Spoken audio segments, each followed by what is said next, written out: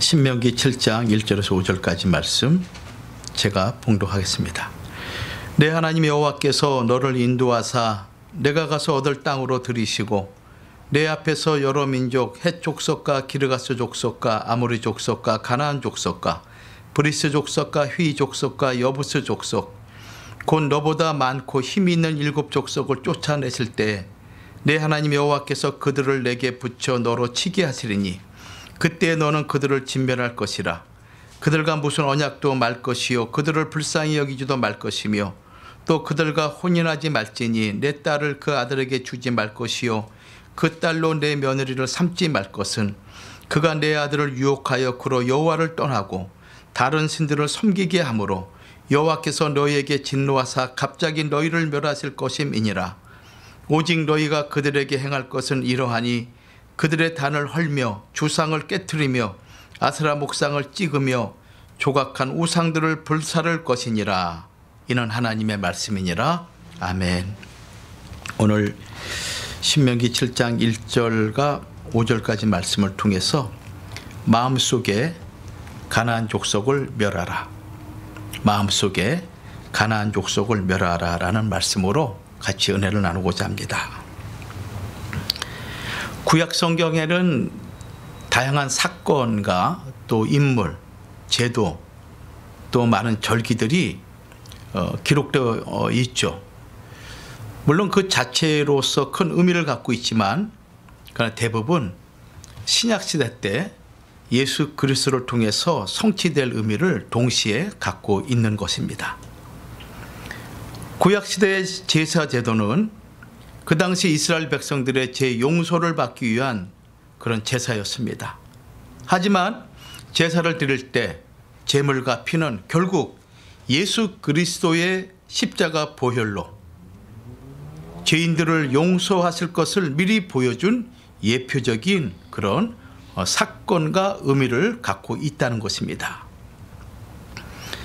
유월절 어린 양이 우리의 속죄제물 대신 예수님을 예표하고 또 광야 이스라엘 백성들이 광야를 걸어가는 그 모습은 이 세상 속에 존재하는 교회를 미리 알려주는 표징이라고 사도행전 7장 38절은 말씀하고 있습니다.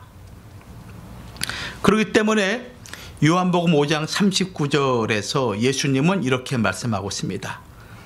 너희가 성경에서 영생을 얻는 줄 생각하고 성경을 상고하거니와 이 성경이 곧 내게 대하여 증거하는 것이로다. 이렇게 말씀하고 있죠. 그런데 이 많은 사건 가운데 하나가 가나안 땅에 있는 7 족속을 멸하라라는 그런 내용입니다. 가나안 땅에 있는 7 족속을 멸하라. 죄도 분간하지 못하는 어린아이까지 멸절하라는 명령. 과연 이 명령을 우리는 어떻게 받아들여야 하는가? 오늘날 이런 일이 벌어진다면은 세상이 우리를 용납할 수 있겠는가? 또 가나안 족속은 도대체 어떤 족속이며 왜 이렇게 하나님은 그들을 진노하시면서 죽여야 하는가? 이렇게 말씀하고 있는가? 그리고 끝으로 이 사건을 통해서 우리에게 가르쳐주는 영적인 의미가 무엇인가 라는 것을 오늘 살펴보고자 합니다. 첫 번째로 가나안 족속에 대해서 우리가 살펴보도록 하겠습니다. 가나안 족속은 어떤 족속인가? 이 가나안이라는 이름이 성경에 처음으로 언급된 곳이 창세기 9장 18절 말씀입니다. 창세기 9장 18절 말씀은 방주에서 나온 노아의 아들들은 셈과 함과 야벳이며 함은 가나안의 아비라 이렇게 기록하고 있습니다. 셈과 함과 야벳을 기록하고 있고 그 다음에 함은 가나안의 아비라라고 얘기하면서 함과 가나안의 어떤 뭔가 그들에게 의미가 있음을 말씀하고 있는 것이죠. 이것은 이제 앞으로 전개되는 하나님의 구속 역사에 있어서 이 함과 가나안, 즉 함과 그의 아들 가나안은 하나님의 뜻에 도전하는 무서운 사단마귀 역사에 핵심적인 역할을 할 것을 의미하고 있는 그런 내용이기도 한 것입니다. 이 함과 가나안과 관련되어 있는 성경의 사건이 창세기 9장 20절에서 27절에 기록되어 있습니다. 아담이 타락하고 난 이후에 세상은 점점 죄가 관영하고 폐역하고 강포가 충만한 그런 세상이 되었습니다. 어찌할 수 없는 그런 죄악으로 가득한 세상이 된 것이죠. 그래서 하나님은 그들의 죄악을 보시고 심판하시기로 작정하시죠. 노아와 노아의 가족은 새로운 인류의 시작점으로 홍수 이후에 새로운 역사를 시작하게 됩니다. 그런데 이 중요한 순간에 노아의 가정에 죄가 들어오게 되는데, 그것은 무슨 사건인가 하면은 노아가 포도주에 취해서 벌거벗고 있을 때 노아의 세 아들 중에 둘째인 이 함이 들어와서 노아의 하체를 보고 노아의 안식을 무너뜨리게 한 사건인 것입니다. 창세기 9장 20절 말씀 보면은 노아는 농부였고 포도원을 가꾸었습니다.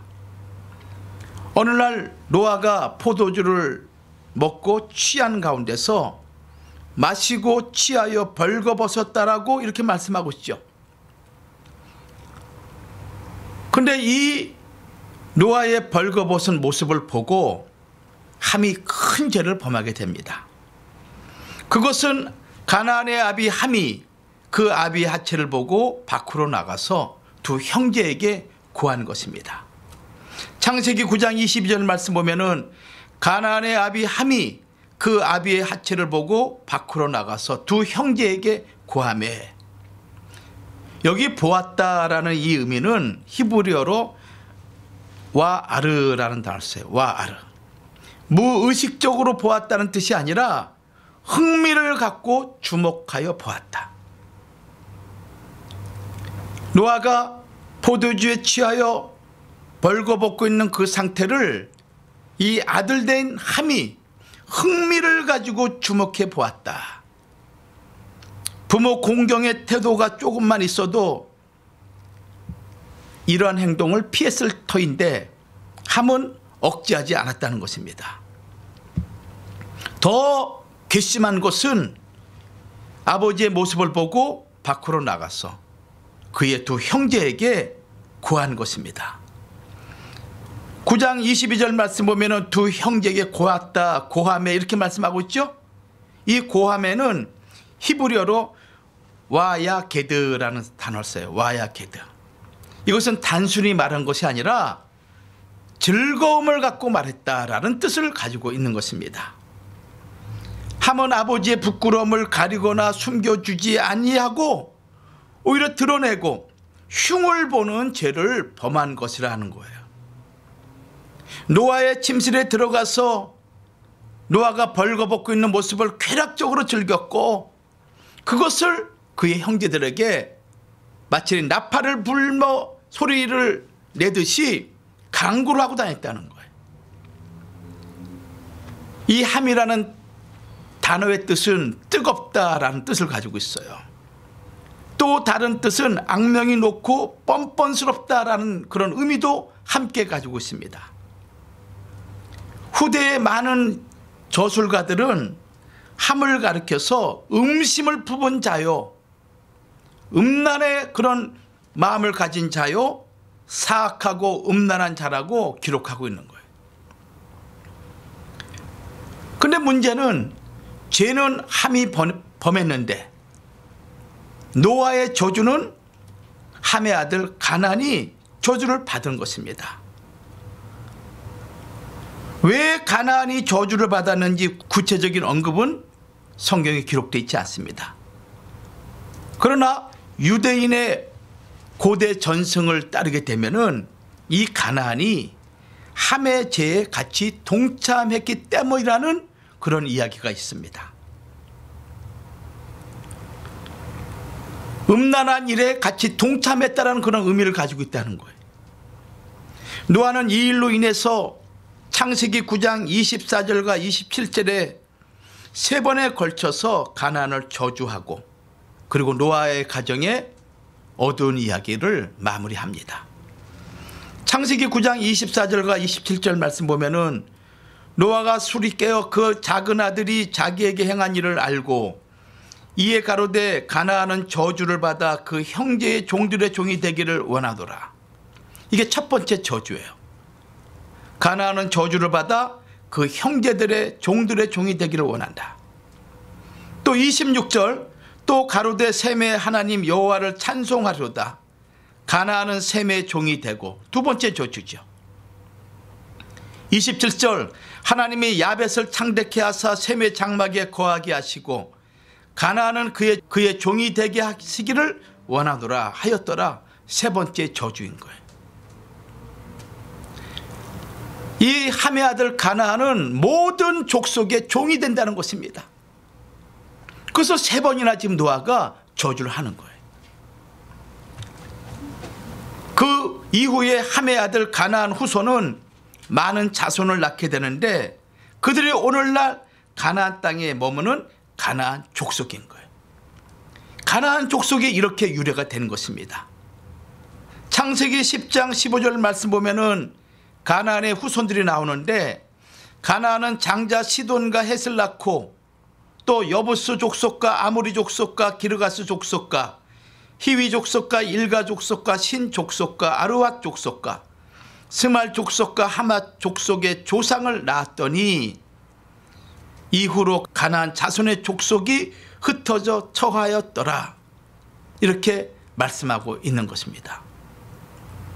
아울러 그들이 거하는 땅이 어딘가 하면은 창세기 10장 20절에 나오는데 가나안의 지경은 시돈에서부터 그라를 지나 가사까지와 소돔과 고모라 아드마와 스보임을 지나 라사까지였다고 말씀하고 있는 거예요. 그러니까 소돔 고모라 아드마 스보임 이 도성에 살고 있는 모든 족속이 다 누군가 하면은 가나안 족속이라는 거예요. 이스라엘 백성이 하나님이 주시고자 하신 그 약속의 땅, 그 땅 전체를 누가 지금 차지하고 있느냐? 가나안 족속이 차지하고 있다는 것을 말씀하고 있는 것이죠.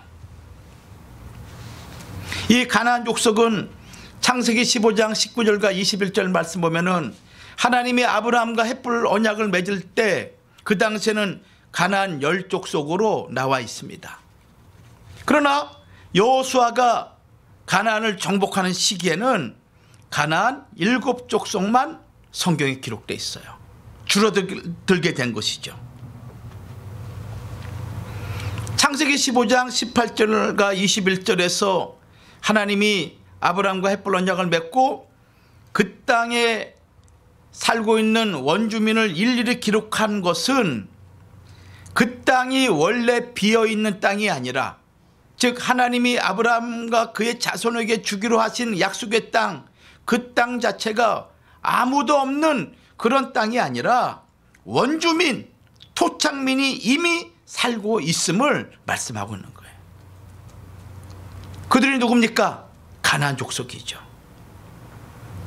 그러므로 그 땅을 차지하기 위해서는 점령의 과정이 필요하고 전쟁의 과정이 필요하고 이스라엘 백성이 하나님의 언약을 굳고 믿고 나갈 때는 그 족속을 능히 쫓아낼 수 있지만 그렇지 않을 경우에는 오히려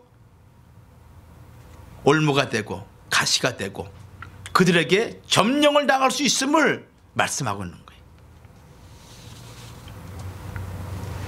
그런 의미에서 이 가나안 족속은 아브라함이 구속사의 시발점이라고 한다면은 그 구속사의 시작부터 마침까지 하나님의 구원 역사를 방해하는 악한 세력, 영적인 세력으로 등장하게 되고 그 모든 세력을 총칭하는 의미로서 가나안 족속 이렇게 말씀하고 있죠.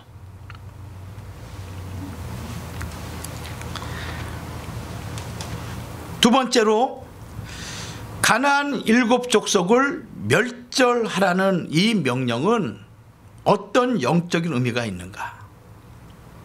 거예요. 오늘 우리에게 대단히 중요한 그런 의미를 전달해 주고 있습니다.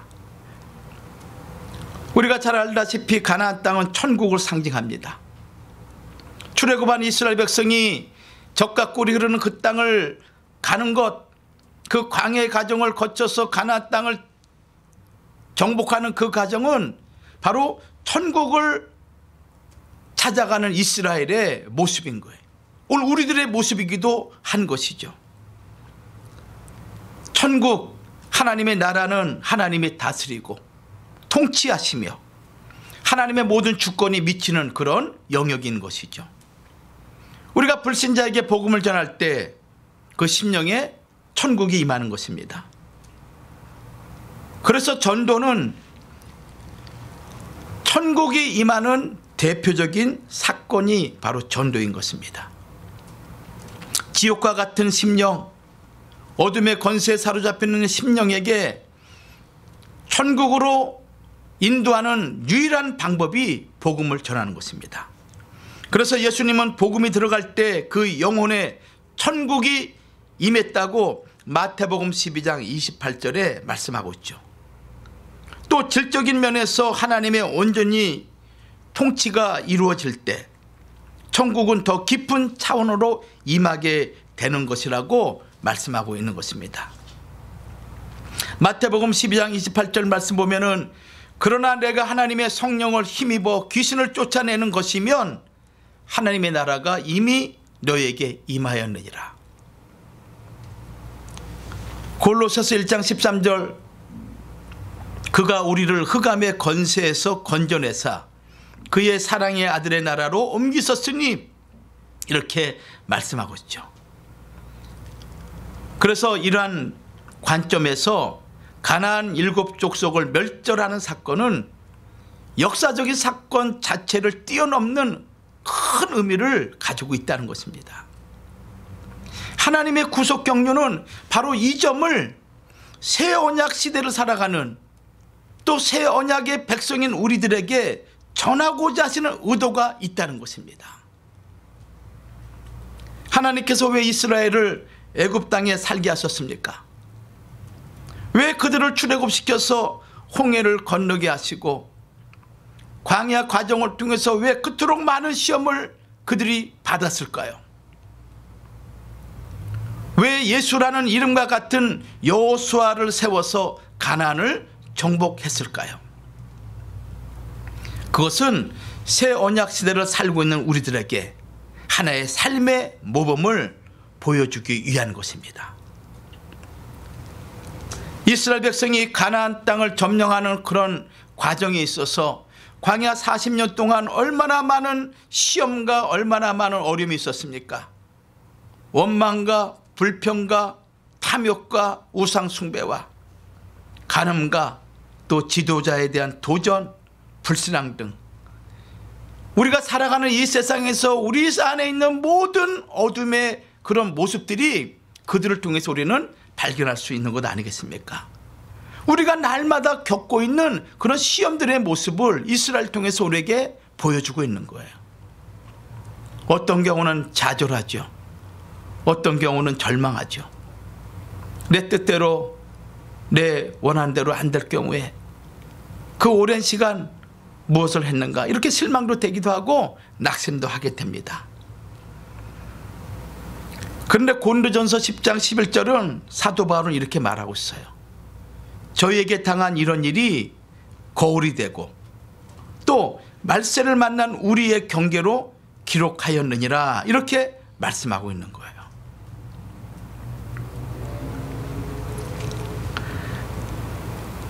가나안 7족속은 우리 속에 정복되지 못한 육적인 옛사람의 성품을 의미하는 것입니다.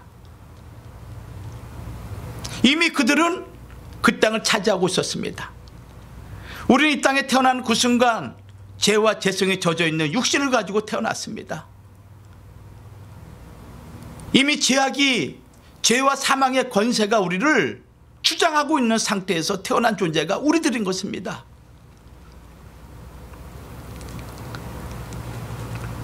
가나안 7족속을 정복하라는 것은 아직까지도 하나님 말씀으로 정복하지 못한 우리 속에 있는 옛습성, 옛사람, 세상적이고 육신적인 것을 내쫓으라는 영적인 하나님의 말씀인 거예요.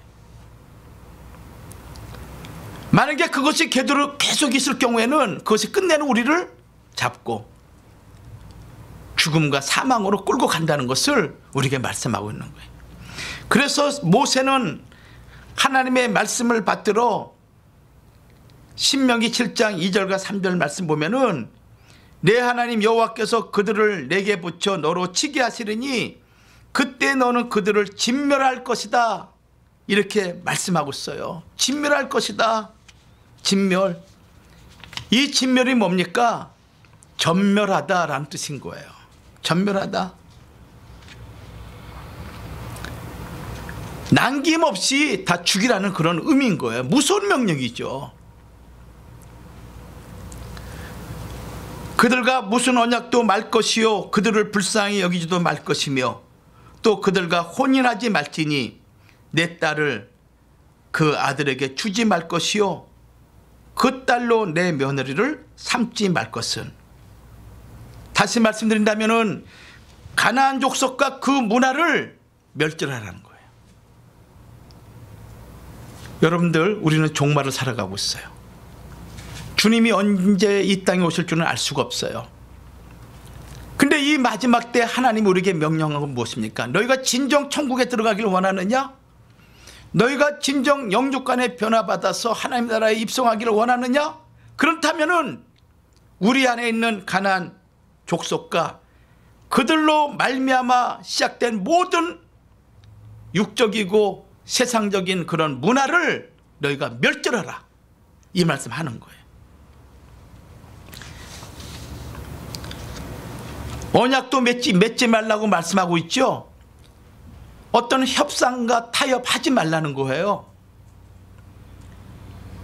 진리의 말씀과 결코 세상적인 것과 혼합될 수 없다는 거예요. 그렇기 때문에 그들을 불쌍히 여기지도 말 것이며, 이 말은 가나안 족속들의 죄에 대하여 단호한 조치와 철저한 징벌을 명령한 하나님의 음성인 거예요. 만약에 우리가 죄 문제에 있어서 미온적인 태도를 갖게 된다면 그 죄가 나를, 내 발목을 붙잡을 거예요. 끝내는 나를 지옥 구덩이로 몰고 갈 것입니다. 그렇기 때문에 가나안 족속의 죄악과 그들의 문화를 절대 용납하지 말라고 성경은 말씀하고 있어요. 야, 그래도 도와줘야지. 저것만큼은 괜찮아. 이러지 말라는 거예요. 예스냐 노냐 둘 중에 하나인 거예요. 예 아니요 둘 중에 하나인 것이지 중간지대가 있을 수 없다는 거예요. 여러분, 우리가 살아가면서 우리가 입고 있는 옷을 보면은 그 사람의 마음도 알 수가 있어요. 종교 지도자들 보면은 다양한 그 성의가 있잖아요. 어떤 종교는 검은 옷, 어떤 종교는 하얀 옷, 또 어떠한 종교는 회색 옷. 검지도 않고 휘지도 않은 거예요. 합쳐져 가지고 무엇인지 모르겠어요. 라오디게아 교회에게 주님 하신 명령이 뭡니까? 차든지 덥든지 둘 중에 하나. 어정쩡하게 미지근한 상태가 되지 말아라. 그럼 내가 토해내겠다. 토해내겠다. 여러분, 우리의 신앙이 하나님 뜻이라면 하나님 앞에, 그렇지 않다면 반대쪽에 분명히 자기 입장에 서 있어야 되는 거예요. 그래서 우리 열조들은 항상 이 문제만큼은 명확하게 한 거예요. 명확하게. 제 문제에 있어서만큼은 결코 미온적인 태도와 대처를 해서 안 된다는 거예요. 만약에 그들을 용납하게 되면은 함과 가난을 통해서 내려오는 그 사악하고 음란한 죄가 우리 개인과 가정과 모든 세상을 뒤덮을 것이다 라고 말씀하고 있는 것입니다. 그들과 혼인하지 말지니. 여러분, 문화에 있어서 이 결혼만큼 그 문화 전체를 좌지우지하는 것이 없습니다. 문화적인 혼합, 통혼으로 말미암아 문화적인 혼합, 우상 숭배, 이 오염의 현상을 막기 위해서 하나님은 말씀하기를 그들과 혼인하지 말지니. 이것은 여호와의 신앙과 가나안 족속의 바알 신앙이 결코 혼합될 수 없음을 말씀하고 있는 거예요. 사도 바울이 고린도후서 6장 14절과 16절에 우리에게 하신 말씀이 있죠. 너희는 믿지 않는 자와 멍에를 같이 하지 말라. 의와 불법이 어찌 함께하며 빛과 어둠이 어찌 사귀며 그리스도와 벨리알이 어찌 조화되며 믿는 자와 믿지 않는 자가 어찌 상관하며 하나님의 성전과 우상이 어찌 일치가 되리요. 우리는 살아계신 하나님의 성전이라. 우리는 살아계신 무엇입니까? 하나님의 성전이야. 지극히 거룩한 하나님의 성전이야. 그러므로 거룩한 성전에 세상적인 더러운 것과 세상적인 그런 음란한 것들이 역사하지 않도록 철저하게 보호하고 지켜야 되는 거예요. 그래서 문지기가 있는 거예요. 그럼에도 이스라엘 백성은 이방인들과 결혼하고 우상숭배 행위를 받아들이게 됩니다. 이스라엘 그 위대한 나라가 분단 국가가 된 이유는 이 말씀에 순종하지 않은 죄 때문에 그렇습니다. 역사상 가장 위대한 이스라엘 왕이 누굽니까? 다윗 이후에 등장하는 솔로몬 왕이죠. 전후후무한 축복을 받은 왕입니다. 그러나 이 솔로몬 왕이 하나님 말씀을 불순종하여 이방 여자들과 전략적으로 혼인관계를 맺게 돼요. 혼인관계를. 하나님만 절대적으로 신뢰하고 그 말씀에 순종하면 될 텐데 인간적인 생각으로 애굽이란 나라와 또 주변에 있는 다른 나라와 관계를 튼튼히 하기 위해서 수단으로 그들 나라의 공주와 그들 나라의 자녀들을 데리고 와서 결혼하게 되죠. 그들이 섬겼던 우상들을 다 갖고 들어오는 거예요. 그들이 섬겼던 세상의 모든 문화를 갖고 들어오는 거예요. 그래서 이스라엘 천지에 우상단지가 그렇게 가득 차고 산과 골짜기마다 더러운 우상들이 수없이 세워지게 되고 그 결과 이스라엘은 분열이 되고 남과 북이 나눠지게 되는 거예요. 그리고 결국은 이방 민족에 의해서 저 북쪽 이스라엘은 주전 722년에 아수르에 의해서 멸망을 당하고 남조 유다는 주전 586년에 바벨론에 의해서 멸망을 당하고 70년 동안 바벨론 포로 생활을 한 것이 아니겠습니까? 이것이 열왕기상 11장 3절과 4절에 기록되어 있어요. 이방 민족에 의해서 멸망당한 사건은 열왕기상 11장 26절이나 에레미야 52장 3절과 6절 말씀 보면 나오죠. 그 당시 솔로몬의 왕의 왕비가 700이요 첩이 300명이었습니다. 이들이 솔로몬 왕의 마음을 돌린 거예요. 여러분들 이방과 믿지 않는 자와 혼인관계를 맺게 되거나 혼잡스럽게 되잖아요. 순수한 신앙을 지키기가 힘듭니다. 그렇게 위대한 하나님의 그런 은혜를 입은 솔로몬 왕도 마음이 그들의 말에 의해서 마음이 돌아간 거예요. 왕상 11장 3절과 4절 말씀 보면은 왕은 후비가 700인이요 빈장이 300인이라 이 빈장은 첩을 얘기하고 있어요. 왕비들이 왕의 마음을 돌이켰더라.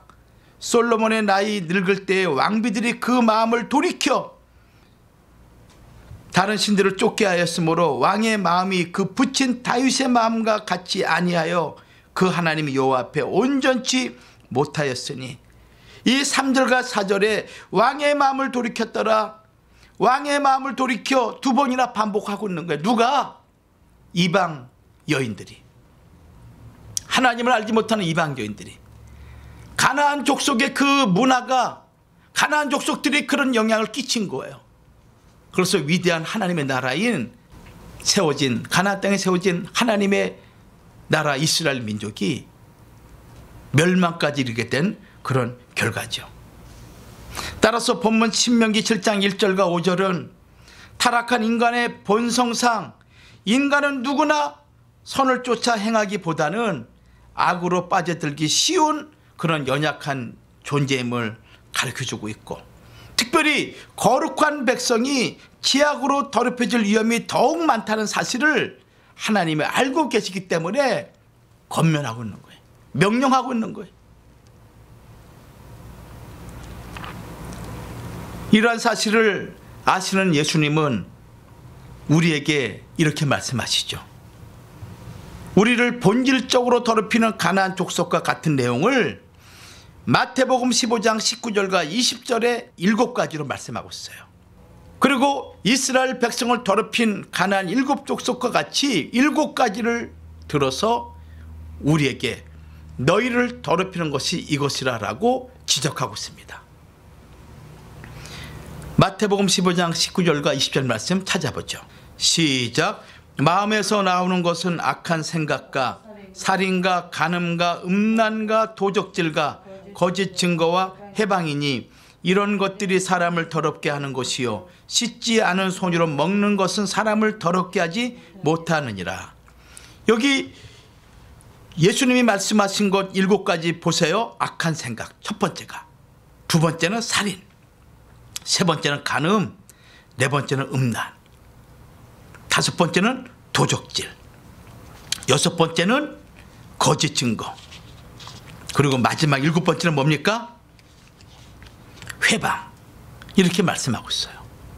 물론 마가복음 7장 21절과 22절에서는 12가지로 설명하기도 합니다. 이 7가지가 우리를 더럽힌다는 거예요. 거듭난 하나님의 백성을 더럽힌다는 거예요. 영원한 천국을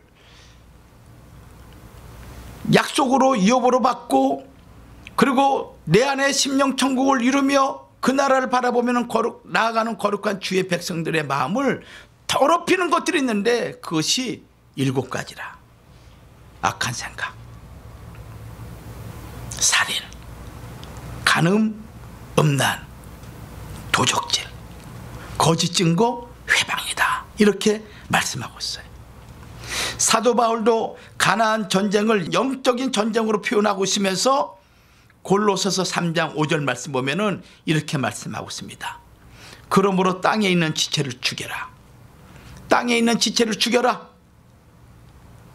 곧 음란과 부정과 사욕과 악한 정욕과 탐심이니 탐심은 우상 숭배니라. 이렇게 말씀하고 있는 것을 알 수가 있습니다. 성도 여러분, 원래 전쟁을 하게 되면은 승리하는 자와 패배하는 자가 있죠.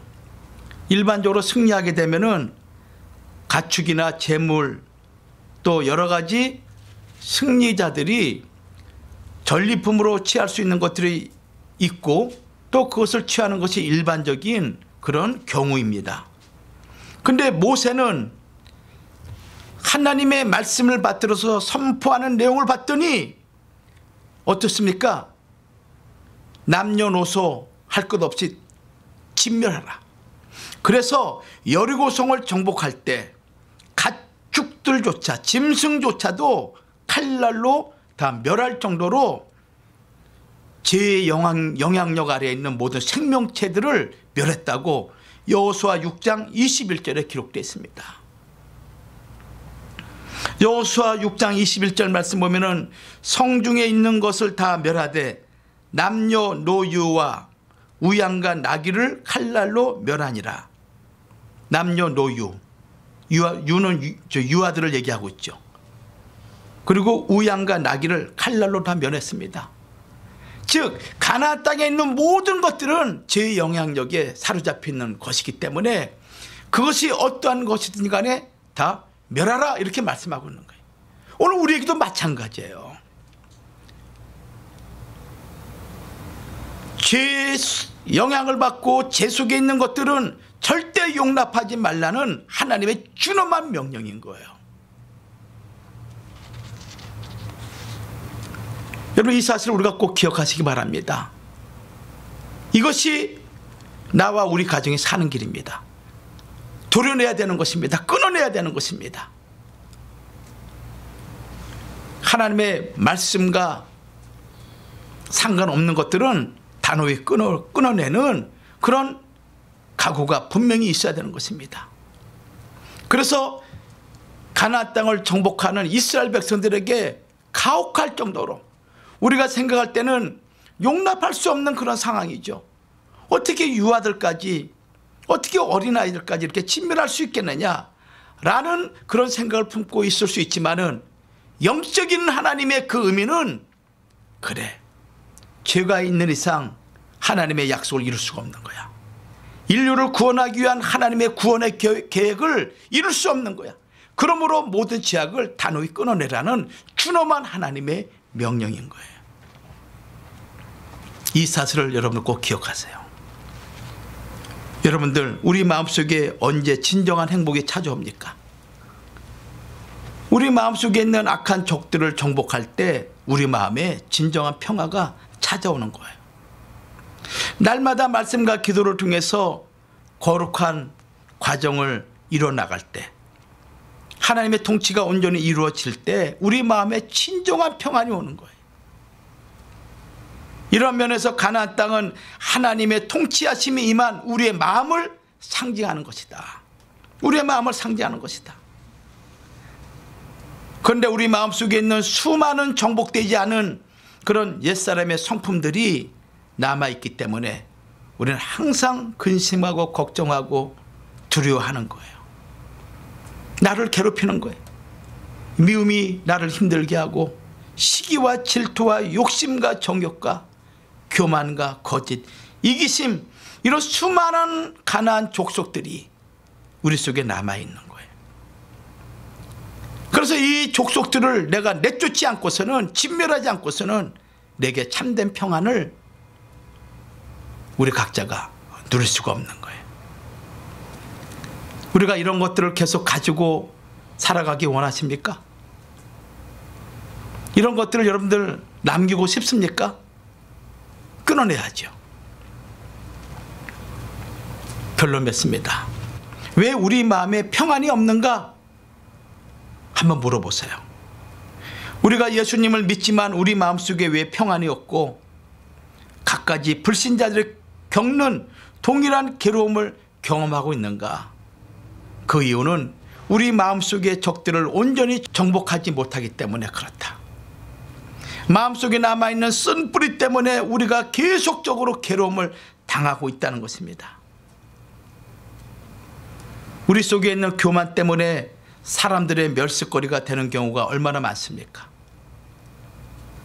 우리 속에 있는 미움 때문에 얼마나 주변에 있는 사람들에게 어려움을 주고 동시에 자신을 괴롭히고 있지 않는가? 헛된 명예 때문에, 헛된 명예욕 때문에 허황되고 방황된 삶을 살아가고 있지 않는가? 우리 속에 남아있는 가나안 족속, 제 속성, 우리를 더럽히는 것들, 이 모든 악한 것들을 내쫓기 전에는 참된 평안을 누릴 수 없다는 것을 우리가 다시 한번 기억하고, 이것이 내게 남아있는 동안 계속 우리의 옆구리를 찌르는 가시와 같이 우리를 힘들게 한다는 것을 여러분들 기억하십시오. 그래서 이 말씀을 받고 난 이후로 여러분들, 내 속에 있는 이 가나안 족속을 하나님 다 물리칠 수 있도록 힘과 능력을 달라고 기도하시는 성도 여러분들이 되기를 주의 이름으로 축원합니다. 이 모든 문제는 정복되지 않은 가나안 7족속이 아직 남아있기 때문이다. 이 싸움을 하기 위해서는 하나님의 전신갑주를 입어야 됩니다.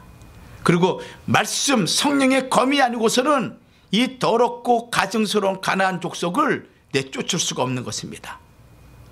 그러므로 여러분들이 말씀을 열심히 듣고 읽고 지키는 자가 되어서